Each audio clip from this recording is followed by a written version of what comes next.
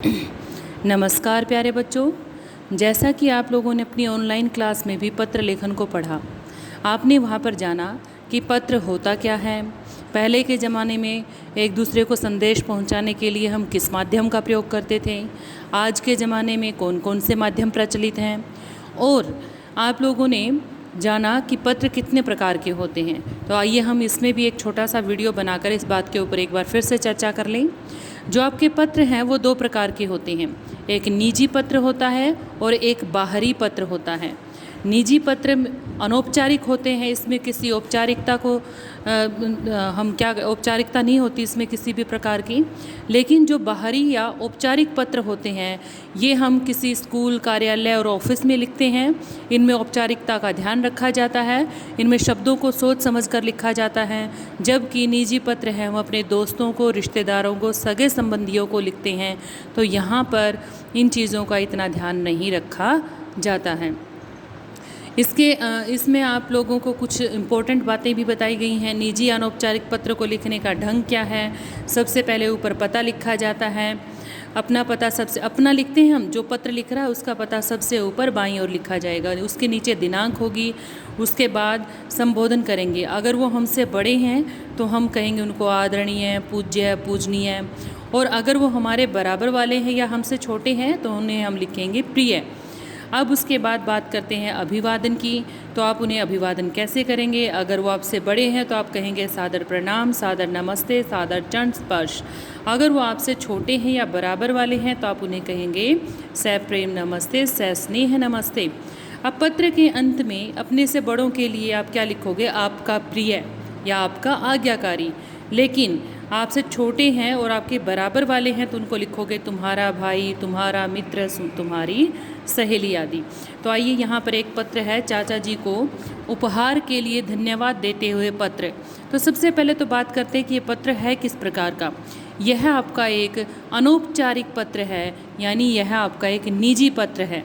निजी पत्र है यह आपका। तो यहाँ सबसे पहले ऊपर आप अपना पता लिखेंगे, फिर यहाँ पर दिनांक लिखेंगे। यहाँ पता खुद का लिखना है, ये ऐसे का ऐसे नहीं उतारना है। यहाँ पर दिनांक, जिस दिनांक में आप पत्र लिख रहे हैं वही दिनांक लिखी जाती है, ये सेम टू सेम आप नहीं लिखेंगे। चाचा जी को लिखो, मामा जी को लिखो, नाना जी को लिखो, किसी को भी लिखो, ज़रूरी नहीं है वो चाचा जी को ही लिखा जाए। आपको अगर कोई उपहार कोई दूसरा दे रहा है, यानी आपको नाना जी उपहार दे रहे हैं, तो यहाँ पर आप आदरणीय नाना जी लिखेंगे। उसके बाद वो आपसे बड़े हैं तो हम कहेंगे सादर प्रणाम। अगर आप अपने भाई को लिख रहे हो तो यहाँ पर अपने बड़ा भाई है तो आदरणीय भाई हो जाएगा, आदरणीय भाई जी, आदरणीय भाई साहब। या फिर वो आपसे छोटे हैं तो आप क्या कहोगे, प्रिय। आप क्या कहोगे उन्हें, प्रिय। तो उसके बाद आप क्या करेंगे, यहाँ पर उनको बड़े हैं तो कहेंगे सादर प्रणाम, आपके बराबर वाले हैं या छोटे हैं तो कहेंगे सप्रेम नमस्ते। तो फिर इसके पश्चात क्या होता है कि सबसे पहले हमें क्या बताएंगे उनको, हम उनका कुशल मंगल जानेंगे, हम उनका जानेंगे कि वो सब ठीक ठाक हैं। फिर अपना बताएंगे कि भी हम सब तो ठीक ठाक हैं। फिर आप उन्हें बताओगे कि आपको जन्मदिन का जो तोहफ़ा मिला वो आपको कैसा लगा, उसकी क्या क्या खासियत, आप वो भी बता सकते हो। बाकी घर वालों को भी कैसा लगा, वो सब बताने के पश्चात आप अंत में उन्हें फिर से एक बार धन्यवाद देते हुए कहेंगे कि आपका बहुत बहुत धन्यवाद, आपने मुझे इतना प्यारा तोहफ़ा दिया, इतना प्यारा उपहार दिया। अब क्या करेंगे हम, यहाँ पर ये समापन आ रहा है पत्र का, तो समापन में आपका क्या कहोगे कि परिवार में जितने सदस्य हैं आप उन सबको नमस्कार कहोगे। बड़ों को नमस्कार, छोटों को प्यार, ये भी हो सकता है। और आपका प्रिय, चाचा का भतीजा होता है तो आप क्या कहोगे, आपका प्रिय भतीजा या भतीजी। लड़के कहेंगे भतीजा और लड़कियाँ कहेंगे भतीजी। तो ये था आपका एक निजी पत्र। अब बात करते हैं आपके बाहरी पत्र की। बाहरी पत्र किसे लिखे जाते हैं, बाहरी या औपचारिक पत्र मैंने आपको बताया कि ये पत्र स्कूल में, कार्यालय में, ऑफिस में, किसी कंपनी को लिखना है, किसी सरपंच वगैरह को लिखना है तो ये आप उनको लिखते हैं। अब आप लोगों को बार बार स्कूल में भी कहा जाता है कि बेटा फ़ीस सबमिट करवाओ, पेरेंट्स को कहा जाता है कि फ़ीस सबमिट करवाओ, फिर वो कहते हैं कि जी अभी तो नहीं है, फिर कहते हैं हम कि आप एक एप्लीकेशन लिखो। एप्लीकेशन क्या है, एक प्रार्थना पत्र है। तो वहाँ पर वो रिक्वेस्ट करते हैं, प्रार्थना करते हैं स्कूल को और पत्र लिखते हैं। तो यहाँ पर कई बार टाइप करके भी उनको पत्र दिया जाता है, कई बार टीचर्स भी हेल्प करते हैं। लेकिन आप लोगों को कहा जाए, आप साथ में मम्मी पापा के साथ में हो तो आपको कहा जाए पत्र लिख कर दिखाओ, तो आप वो भी लिख कर दिखा सकते हो, है ना। तो ये बाहरी और औपचारिक पत्र स्कूल में कार्यालय में लिखा जाता है। अब मान लो आपको स्कूल से छुट्टी चाहिए, तो उसमें आप पहले क्या करोगे, यहाँ पर सेवा में, फिर आप यहाँ पर कक्षा की अध्यापिका को लिख रहे हो तो कक्षा अध्यापिका लिख दोगे, नाम नहीं लिखना टीचर का, सिर्फ कक्षा अध्यापिका।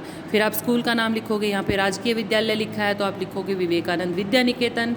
फिर आपका स्कूल कहाँ पर है, हमारा स्कूल तो असंध करनाल में है तो आप लिखोगे असंध करनाल।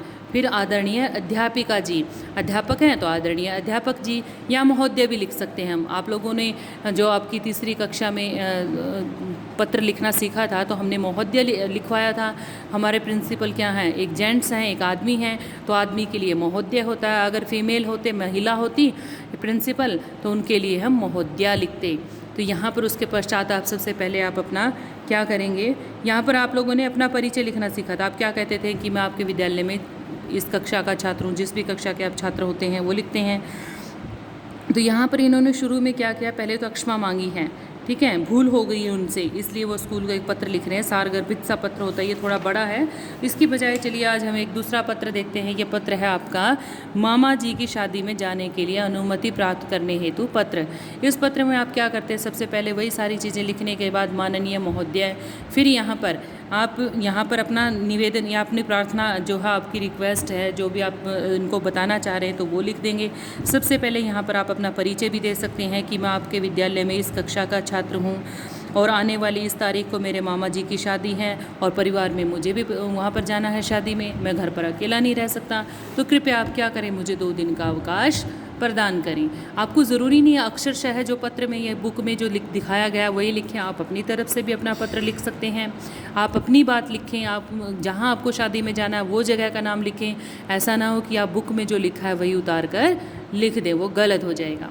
तो आशा कर यहाँ पर अंत में क्या है, आपका ये समापन हो गया पत्र का। समापन में क्या करते हैं, आपकी आज्ञाकारी शिष्या, लड़कियाँ लिखेंगी आपकी आज्ञाकारिणी शिष्या और लड़के लिखेंगे आपका आज्ञाकारी शिष्य, ठीक है, ये ध्यान रखिए आप। ये बॉयज़ के लिए है, ये पुल्लिंग है और ये स्त्रीलिंग है, ये ध्यान रखना आपने।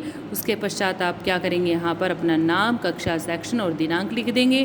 तो इस प्रकार आपके पत्र, निजी और बाहरी दोनों पत्र हमने यहाँ पर चर्चा कर लिए हैं। आशा करती हूँ कि आप सबको ये पत्र अच्छे से समझ आए होंगे। धन्यवाद।